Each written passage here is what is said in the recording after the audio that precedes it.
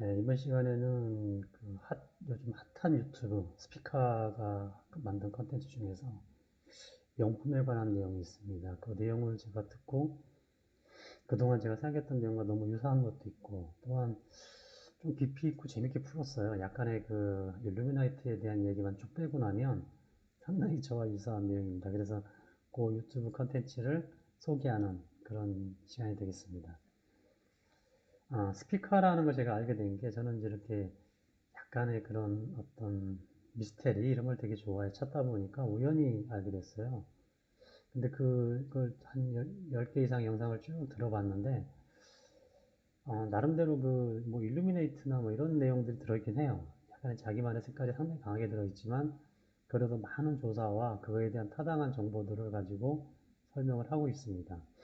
그래서 제가 그녀가 누구인가라는 컨텐츠도 봤는데 한국에서 넘어가서 혼자 가서 이제 그 장착을 한 분 중에 한 명이고 그 다음에 직업이 처음에 간호사였다가 최근에는 이제 병원도 운영을 하고 있었나 봐요. 근데 코로나19 때문에 병원이 폐쇄되면서 그동안 쭉 접근했던 자료를 가지고 유튜브를 개설했습니다. 근데 그 짧은 시간 내에 지금 현재 한 18만 정도 가는 걸로 알고 있습니다. 명품에 대한 생각은 저도 뭐 유사했습니다. 무슨 얘기냐면 이제 명품들이 명품이 아니다.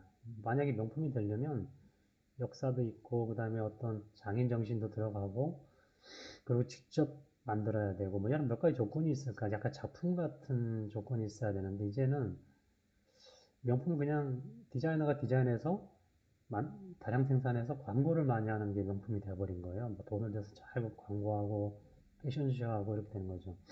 물론 디자인이 우수할 수 있습니다. 그렇지만 냉정하게 보면 기존의 상업용 제품과 뭐 다를 게 없다. 그래서 오히려 비싼 게 명품이다. 이런 생각을 갖게 하는 거죠.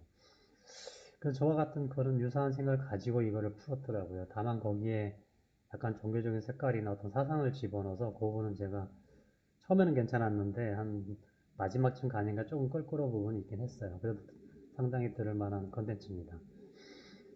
일단 그 지금의 명품들은 브랜드 사업이에요. 예를 들면 명품 브랜드라는 브랜드가 만들고 그 브랜드조차도 그냥 만들어내는 경우도 많이 생겼어요. 그리고 거기에 한두 명의 디자이너가 디자인을 해서 생산은 또 저기 중국이라든지 터키 뭐 이런 어떤 저급 노동자들이 다량으로 생산을 하게 되는 거죠.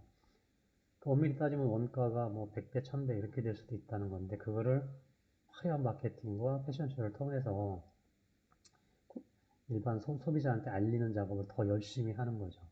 특히 거기에 패션쇼를 보고 그 다음에 평가해주는 평론가, 쉽게 얘기하면 그건 평론가겠죠.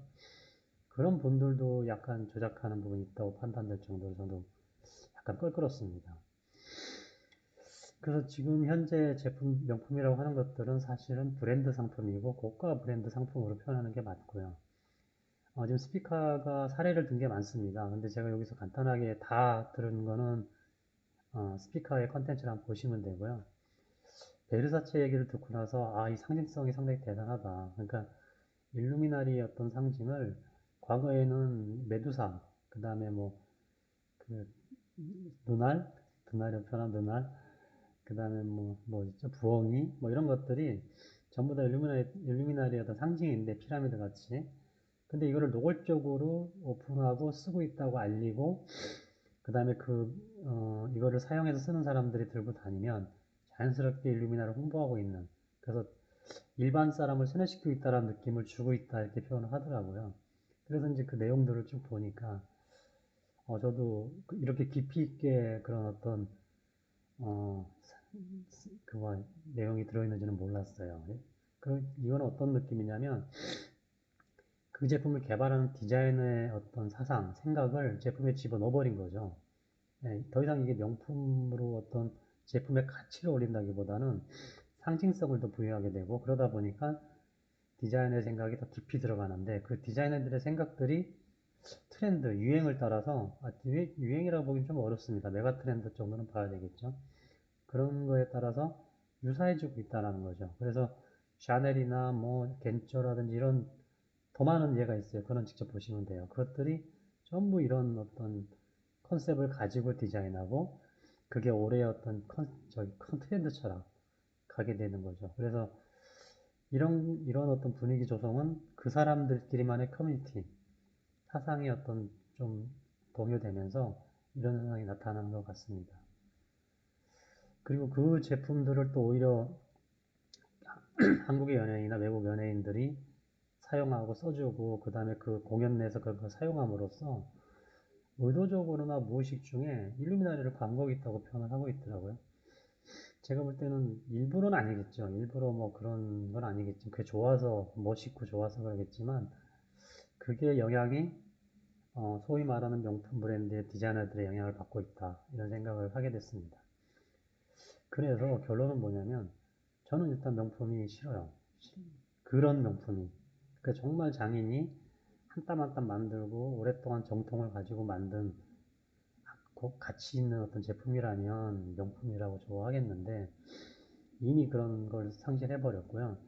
매년 새로운 어떤 트렌드 디자인을 해서 상품을 출시하는 건데 그 가격을 우리가 상상할 수 없을 만큼 높게 책정하는 거죠. 그래서 차라리 국내 디자이너들이 디자인하고 직접 만든 구두, 뭐 수제라고 표현 안 해도 하여튼 그런 거라도 약간 광고에 내가 들고 다니면서 소개할 거면 차라리 그런 거를 소개하는 게 낫겠다. 왜냐면 거기에는 최소한 자기의 어떤 종교적인 색깔이나 아니면 어떤 세계적인 어떤 트렌드에 대한 내용들은 조금 빠져있기 때문에 맞지 않나 싶습니다. 근데 그게 되겠어요. 어차피 명품을 좋아하는 사람들은 그 갖고 있는 그 같이 소명한다.